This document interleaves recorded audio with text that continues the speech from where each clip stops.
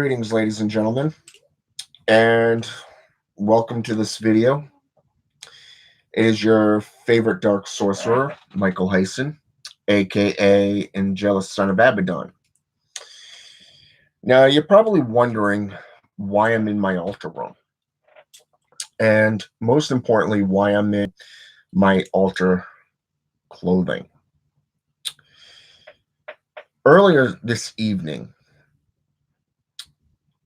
I had performed a ritual on my main YouTube channel. This was called the blood curse.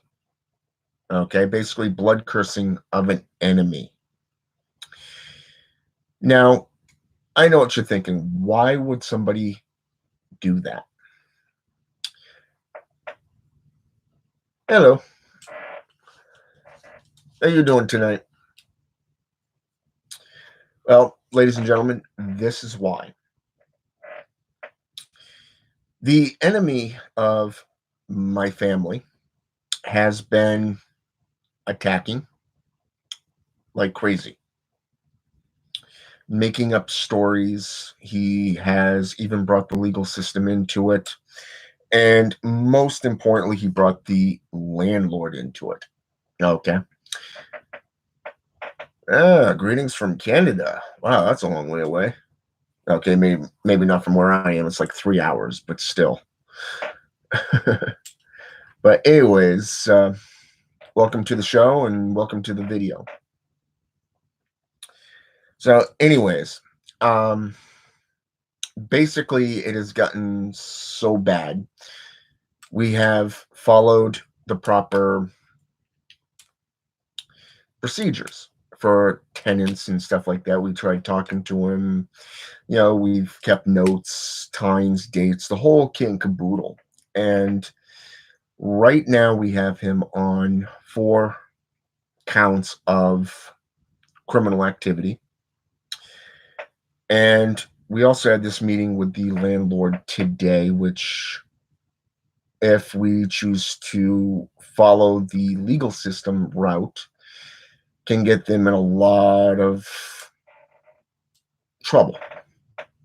Okay, namely for the fact that they could be arrested on accessory to this guy's crimes. Okay, so cursing an enemy is something that a lot of practitioners get butthurt over. You know, they try to, you even say no to them, they will curse you. Okay, now personally, a curse should not be placed on anyone unless they truly deserve it. Okay, a lot of people believe that Satanists are just out there cursing people left and right. This is not so.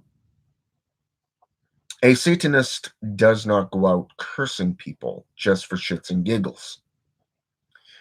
A Satanist reserves those curses for the worst of the worst, those who truly deserve it. Now, over the last month, this individual has attacked my family. He has terrorized my family. And he rarely does this stuff when I'm home because he knows that I will come at him. Now, when my son and his mom is home alone is when he mostly strikes. He'll pound on the walls, he'll knock stuff off, and a whole bunch of other things. Now, he's more interested in smoking a cigarette and yelling at you instead of trying to work things out. Okay, to find out what the root of his issue is. Now, the fact that he has brought the legal system into it, well, that now makes it public. Okay, which is all right with me because all his complaints, everything he's doing is showing exactly what he is: a bully, a tyrant. and somebody not worth having around. Okay. Right now, because he's knocked glass, as in picture frames, off the walls, one of which landed near my son, which brings it into criminal child endangerment aspects. You have terrorizing, which is a criminal offense, and you have stalking and harassment, which go hand in hand. Now, on top of that, you've also got criminal mischief. All right. And all this stuff plays into account. Now, according to the landlord today and the counselor, event coordinator aspect for a different company that's associated with this estate, apparently there's been other complaints, but yet they won't share them. They won't divulge who they are, but instead they dance around the subject saying, well, they don't have to. Well, you just contradicted yourself because of the fact that according to the lease, you're supposed to go to the person causing the issues and try talking to them first.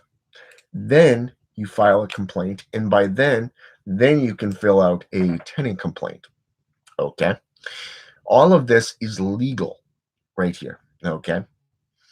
Now, according to the landlord, okay, they don't have to. Well, you just said with your own words, this is the proper way or proper procedures. So basically, you're fishing, which means you don't want to get your hands dirty, which means you would rather cover your own ass. So if this neighbor is convicted of a crime or any of these crimes that I just named off, guess what?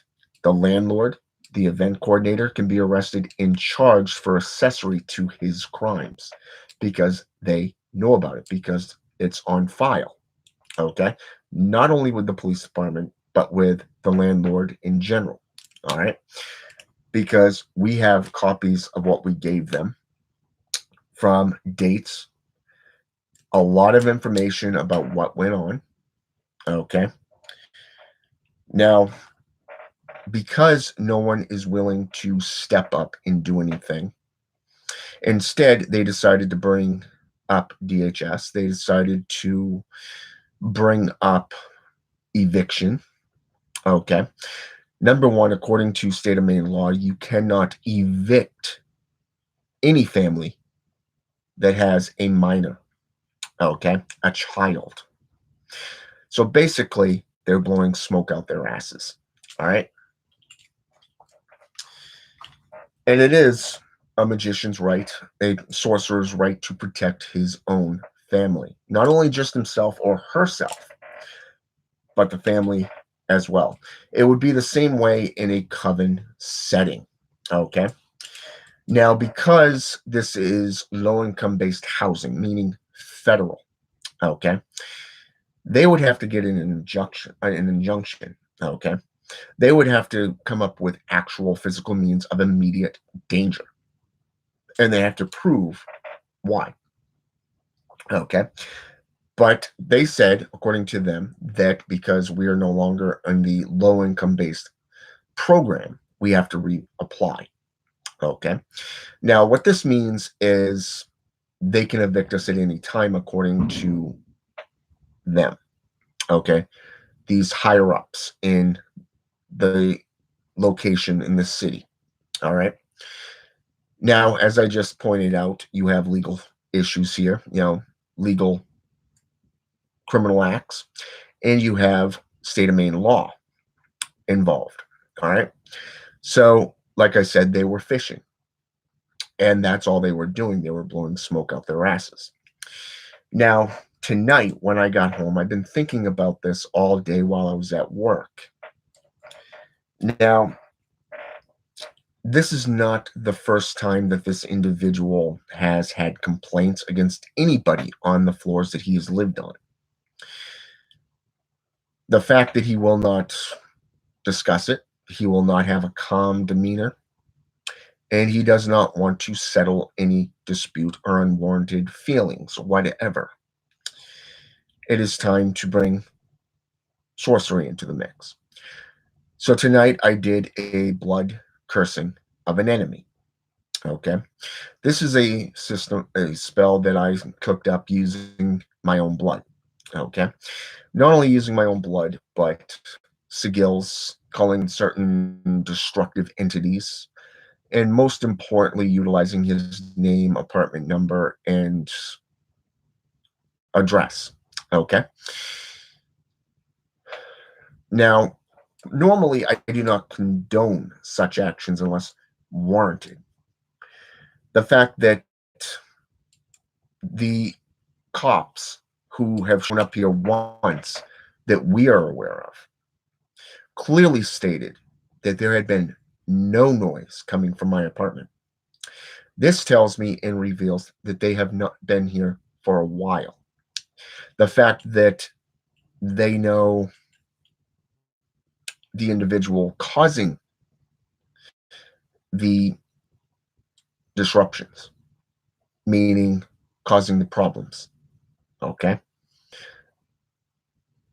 This tells me that they're aware of what's going on, but it is also clear that they had been in the building for a while, going up and down, knocking on every door. All right. Now, because no one's willing to do anything, this curse was put out today. And I'm going to show it to you. Okay. Now, you'll notice, let me just bring my laptop down here. You'll notice I have 4 candles on the outside and 1 on top of a jar. Okay. This is known as a cursing jar. All right. Now, inside, you have rusty nails. You have the parchment paper, corrosive agents, sulfur, graveyard dirt, gopher dust, all agents that attract demons, destructive agents such as the Coco Daemon, the angels of death such as Azrael, Abaddon, the angel of destruction, Sabnuk, Ariok, all beings known for being vengeful, wrathful, much like Asmodai from the Book of Tobit. You see, right here, you have beings being called upon, evoked, invoked for a single purpose, a petition, with all this man's crimes against my family. Right there, with that candle being burnt down and the wax going over the cover. Okay. Now, in this case, once it is complete, we'll be taking out into my personal graveyard and will be set out for the sun to cook, to let the nocturnal energies soak into it and do their thing. This individual is going to be taught a lesson. Anyone associated with that curse, in this case, will be met with the same fate because of the fact that they are guilty of association for doing nothing. This is why the goddess of justice, Hecate, was invoked. This is why the god Osiris, the lord of iniquity, was invoked to weigh the guilt of these individuals involved. The goddess herself, Quelalitu, Arishkigal's sister, the vengeful one, like Alistar the executioner, will carry out the sentence when convicted. And now it's in the gods' hands. It is in the universal, the multiversal hands.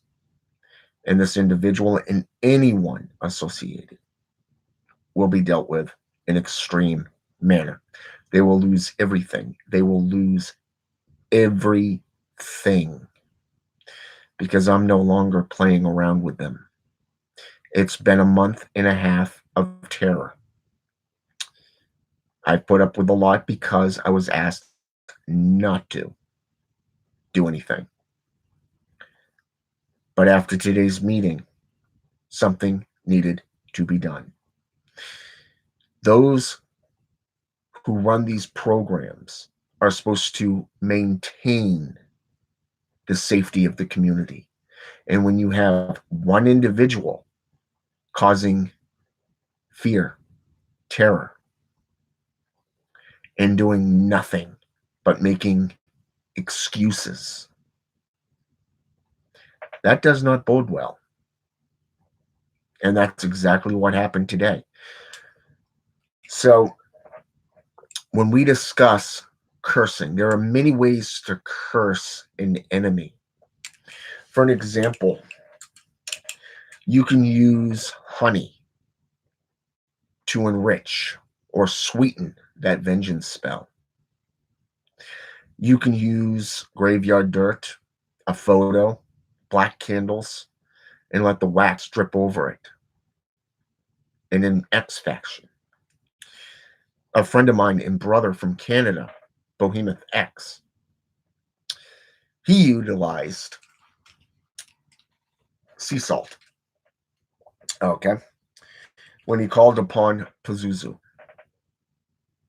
to curse someone, he made a ring, a circle of empowerment, utilizing that sea salt. And he spit on it. He did everything to defame that individual, to dehumanize him, that individual. And at the end, made a pathway for those demons, for Pazuzu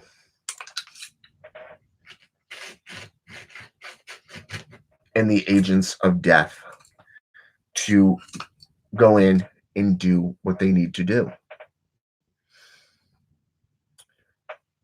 Now, I know what you're thinking. Sea salt, right? Isn't that the purest thing on earth? It's an ingredient for purifying. Even consecration and blessing, right? Exactly. Now, how can it be used for cursing? Think of it this way. When you make a circle of empowerment, you see Wiccans and pagans, they use the circle for protection, okay? Necromancers, dark sorcerers, we don't need a circle for protection. We just go in and do what we need to do, all right? Now, here is a prime example. To put that circle, that wall up, surrounding that curse, that name on that parchment, while you're defaming it, while you're putting all your energy and your will, your ill will, your maleficia, as it was back in the Dark Ages, the late Dark Ages, which is known as baneful magic into it, baneful intent. When you put that into it, it's being built up and that energy is raising within it. And the individual is going to get the full brunt of it. So when you burn that parchment or you scorch it, your blood mixes with all the ingredients. You put bones, human or animal bones, into it. You put the corrosive agents in there to corrode the material, knowing that while it's corroding, so is that individual's life force. Much like the psychic vampirism that Anton Xander LaVey so happily quoted. Okay? And it's very, very interesting how that works, especially in baneful magics. So all of this stuff, including rusty nails, railroad ties, you name it, is all mixed in together. So when you make that space and those spirits go in, it doesn't matter if you're calling on the black dog known as the Hellhound. It doesn't matter if you're calling on the Wraith, the Banshee, the Sith, the Sadi. Yeah, it doesn't matter if you're calling on the Dralith or the Draconic. It doesn't matter what being that you're calling on within a logical sense as an agent of death to foretell this person's demise. When you set that free and activate after charging that seal, that parchment, that sigil set in a pentagram, an inverted pentagram, that individual is not going to survive. He's toast. Done. Cursing is something that is not always warranted. I always tell people, especially my own clients, have you tried this or that? Have you tried the legal system? Have you done everything need be by the physical means before going into the supernatural or spiritual? And this is because of the fact that black magic is not a joke. Sorcery is not a joke. It's not something to be marveled over. It is not something to be thought of as a children's game. It is a serious mechanism, a serious tool that can be used in form of a hex to teach an individual a lesson or to curse them into damnation, into nothingness. It comes down to what you feel is appropriate at that point. But you have to have a firm understanding of the mechanics behind it.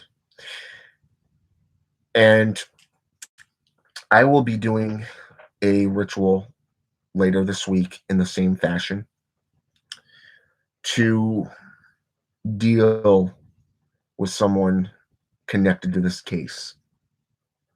Okay, but instead it's going to be a different type of ritual than what I did tonight.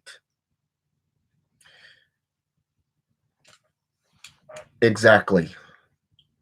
Sometimes there is no resolution. So take to heart that there are many ways of dealing with an enemy. Sometimes it's a restraining order. Sometimes it's a no trespassing clause. Other times, legal action is needed on a physical level, taking them to court, having them arrested, getting a lawyer involved. Maybe 2% of the time, a curse or a hex is warranted. And this is one of those times. So you've seen what it's doing right now. Okay? Notice how black it's turning in there.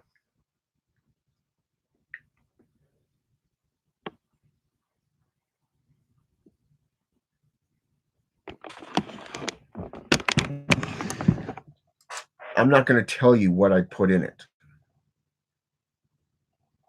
I'm not going to tell you everything because I don't want a sorcerer to reverse it.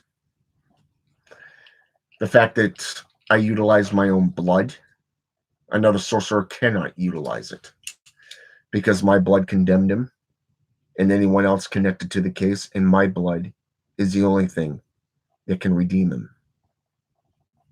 And I will not reverse it. So I hope this has been educational. I hope it's been enlightening. And I hope you tune in to the channel more often, and not only here, but also in the Facebook group, because tomorrow evening I am going to be doing a lecture on curses within the Dark Sorcery group. I'm going to not only discuss it in detail in the different levels, but I'm also going to be showing you methods of doing it. All right? Agios Satanas. Till next time.